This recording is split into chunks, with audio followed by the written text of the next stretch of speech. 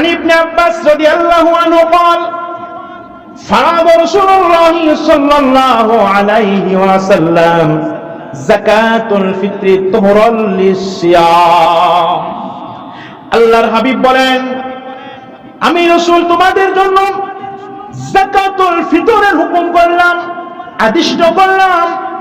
আর এই যাকাতুল ফিতর হলো তোমাদের রোজার কাফারা। রোজা তোমাদেরকে পবিত্র করে দিবে। যাকাতুল ফিতর অর্থাৎ সাদকায়ে ফিতর তোমাদের রোজাকে পবিত্র করে দেবে। বলেন আলহামদুলিল্লাহ।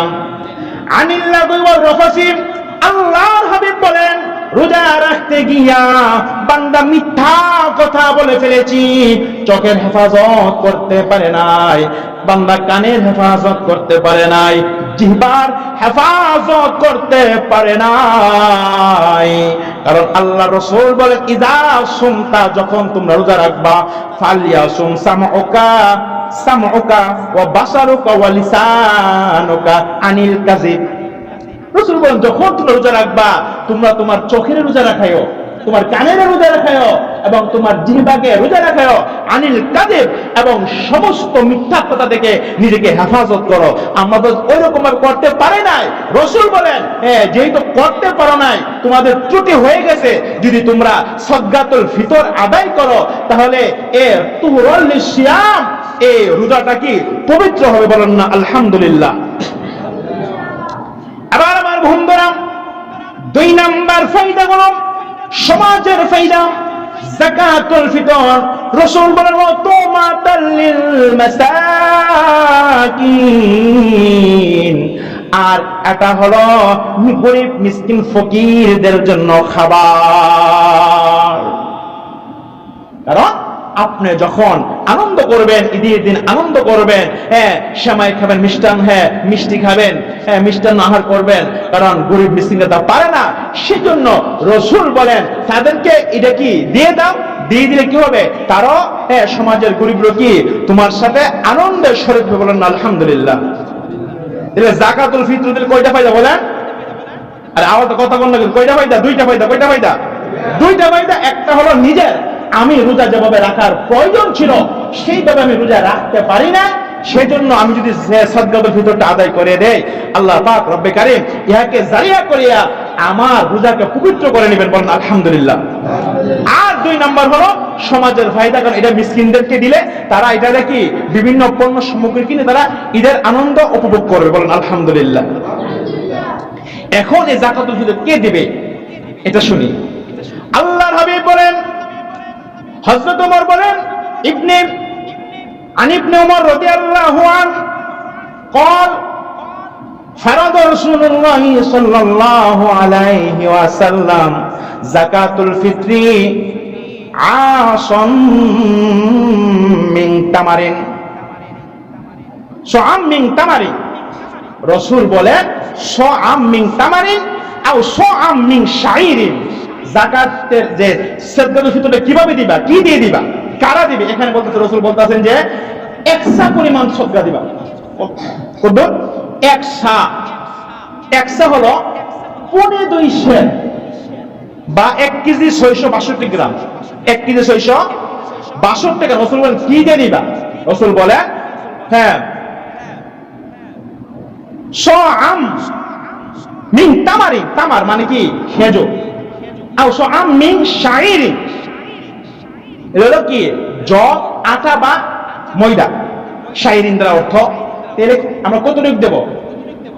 2.5 সের বা কেজি। এটার পরিমাণ কি 1 কেজি 162 গ্রাম না 1 কেজি 662 গ্রাম। এটা কি দিবেন? পণ্য আবার কিসমিস আছে, বিভিন্ন খুরমা আছে, পনির আছে, এভাবে দেওয়া যায়। কিন্তু বর্তমান সারা বাংলাদেশের মধ্যে যে সাদকাতুল ফিতরের যে মানে বর্তমান রেটটা দেওয়া হয়েছে এটা কি 110 টাকা। কত? 110 টাকা। আপনি ইচ্ছা করলে আরো দেখা গেছে 2.5 কেজি আটার দামও দিতে পারে, কম হয়ে যায়। এটা পুরো বাংলাদেশ একত্রিত করে এইটা দেওয়া হয়েছে আর কি 110 টাকা। মূলত 80 থেকে 85 টাকা হলে হয়ে যায় আর কি। তা আমরা ইনশাল্লাহ একটু বেশি দিয়ে 110 টাকা করে দেবো। কত করে? 110 টাকা করে দেব। আল্লাহর হাবিব বলেন এই সাদকাতুল ফিতর ফিতর কারা কারা দিবে? রাসূল বলেন আলাল আবিদি ওয়াল হুররি, যারা গোলাম তারাও দিবে, যারা মনিব যারা স্বাধীন তারাও দিবে, ওয়াযাকার ওয়াল উনসা, মহিলারাও দিবে পুরুষেরাও দিবে, ওয়াসগীরি ওয়াল কাবীরি মিনাল মুসলিমিন, আর ছোট ব্যক্তিও দিবে বড় ব্যক্তিও দিবে, অর্থাৎ যারা মাসুম বাচ্চা তারাও দিবে, ওয়াল কাবীর যারা বড় তারাও দিবে, মিনাল মুসলিমিন শর্ত সকলেই মুসলমান হতে হবে। আর মুসলমানেরা ওই ফকির মিসকিনদেরকে, ধনী মুসলমানেরা অর্থাৎ গরিব অসহায় মুসলিমদেরকে এই যাকাতুল ফিতরটা কি বন্টন করে দেবে। বলুন আলহামদুলিল্লাহ। আমার ভাইরা, কবে দিবেন, কখন দিবেন? রাসূল বলেন ও আমারও বিহাম।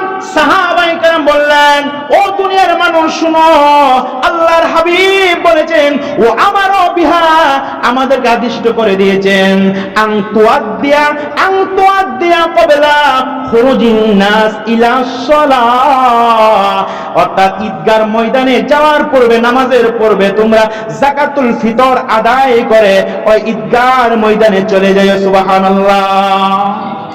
অর্থাৎ যাকাতুল ফিতরটা শাওয়ালের চাঁদ অর্থাৎ ঈদের দিন শুভে সাদেকের সময় বান্দাদের উপর ওয়াজিব হয়ে যায়। কি হয়ে যায়?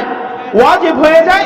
হ্যাঁ, এটা ঈদের নামাজের পূর্বে দিলে ভালো হয়, কিন্তু আগে দিতে পারবেন, পরেও দিতে পারবেন, দিলে আদায় হয়ে যাবে। আগে দিলে আদায় হবে, পরে দিল হবে। কিন্তু উত্তম পন্থা হলো ঈদগাহ যাওয়ার পূর্বে দিলে ভালো হয়। এখন এটা কারা দিবে, কোন ব্যক্তি দিবে? যেই ব্যক্তির উপরে যাকাত ফরজ, সেই ব্যক্তির উপরে এই যাকাতুল ফিতর ওয়াজিব। কথা বুঝতে পারছেন নি? যে সমস্ত মানুষের উপরে যাকাত কি হয়? ফরজ হয়, ওই সমস্ত মানুষগুলা যাকাতুল ফিতর তাদের উপরে ওয়াজিব হয়। কিন্তু যাকাতের জন্য শর্ত হলো এই মালটা, যাকাতের যে নেশাবটা কত বলছিলাম মনে আছে? গত সপ্তাহে বলছিলাম না? 2,30,000 টাকা এক বছর অতিবাহিত হইতে হয়। আর যাকাতুল ফিতরটা কি এক বছর অতিবাহিত হইতেইব না, এটা ঈদের দিন সকাল মানে শুভে সাদেকের সময় তাকে থাকলেই ওয়াজিব হয়ে যাবে। যাকাতের মালের জন্য ব্যবহারকৃত মাল গণার জন্য কি কর্তব্য না, কিন্তু যাকাতুল ফিতরের সময় নেশাব পুরা করতে গিয়া যে মাল আমরা ব্যবহার করি, যদি শৌখিন মাল, যদি প্রয়োজনে শৌখিন মাল যারা ব্যবহার করে, ওইটাও কর্তব্য করে নেশাবের অন্তর্ভুক্ত হয়ে যাবে। যাই হোক, সার কথাটা হলো যাকাতুল ফিতর তো বেজাল নাই, সবাই দিতে চায় ইনশাআল্লাহ। যার উপরে ফরজ ওয়াজিব না সেও কি দিতে চায়। কেন? অল্প। গত সপ্তাহ না প্রায় সময় যাকাতের আলোচনা করা হয়, এ পর্যন্ত কোন ব্যক্তি জিজ্ঞাসা করে নাই যে হুজুর যাকাতটা কেমনে দিতাম, বা আমার উপহার হিসাব করে দেন। কিন্তু যাকাতুল ফিতর এই পর্যন্ত অনেক লোক জিজ্ঞাসা হুজুর কত দিতাম ক্ষেত্রা সুবিধা বলা কয়েকটা দিলে আদায় হয়ে যায়। আমরা তো সুবিধাবাদ মুসলমান। যাকাতের এত ভয়ঙ্কর পরিণতি শোনার পরও কিন্তু এটা কোনো ব্যাপার হলো তো মাল গুলা আগুনে পুরাই লাল করে ফিরে থাকতে কোনো ব্যাপার নাকি? তা কত খাইছি জীবনে, সাপ কামড়াবে, এটা কোনো ব্যাপার নাকি? এত ভয়ঙ্কর কথা শোনার পরও মুসলমানদের দিল নরম হয় না। বোঝা যায় কি খতামাল্লাহু আলা কুলুবিহিম, অন্তর কে আল্লাহ তালা মারছে, আমার মনে হয় আর কি। নাউযুবিল্লাহ মিন যালিক।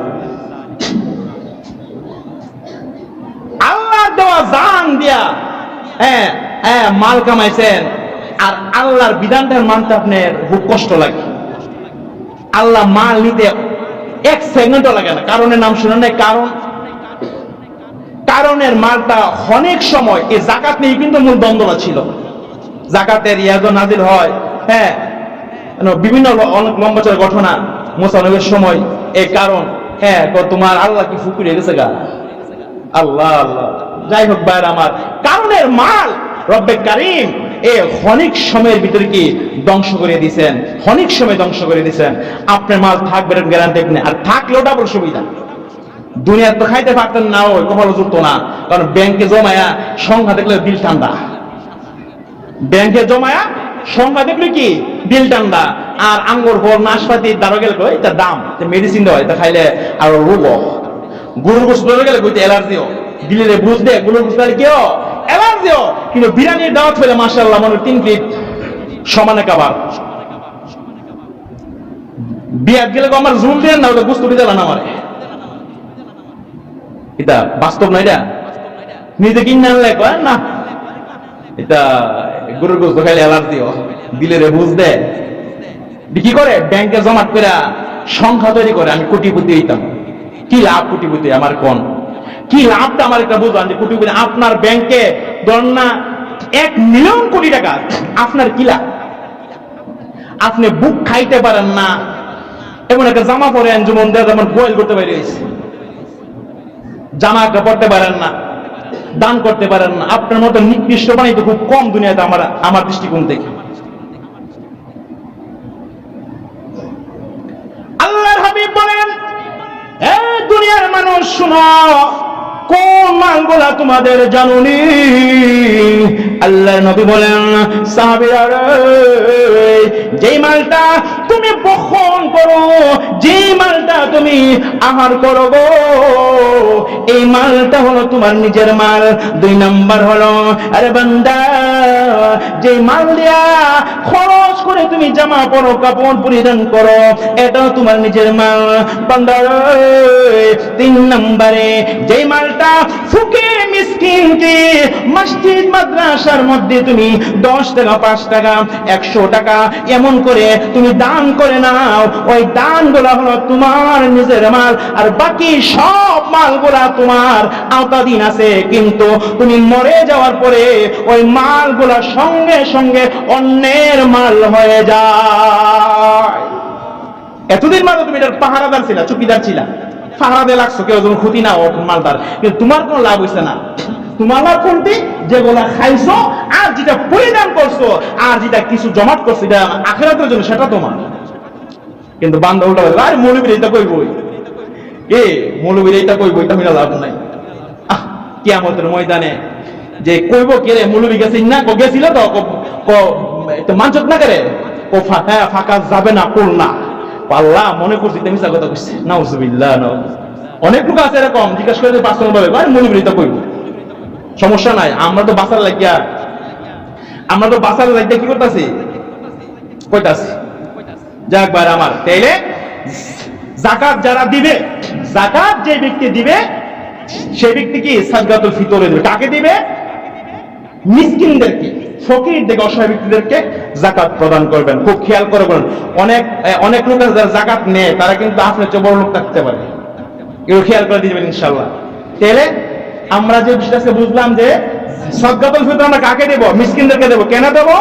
2 কারণে। একটা হলো সমাজের ফায়দা, আর একটা হলো আমার নিজের ফায়দা। সাদকা দিলে আমার রোজাকে আল্লাহ তাআলা ত্রুটি মুক্ত করে মালিকের দরবারে কবুল করবেন, বলেন আলহামদুলিল্লাহ। এবার তাহলে আমরা যাকাতুল সাদকাতুল ফিতরটা ইনশাআল্লাহ আমরা পারি ঈদের দিন সকালে দেব, আর যদি আমার আগে দিয়ে আদায় হয়ে যায় পরে দিলে আদায় হবে ইনশাআল্লাহ। বুঝতে পারছেন তো সাদকাতুল ফিতরের বিষয়টা ইনশাআল্লাহ।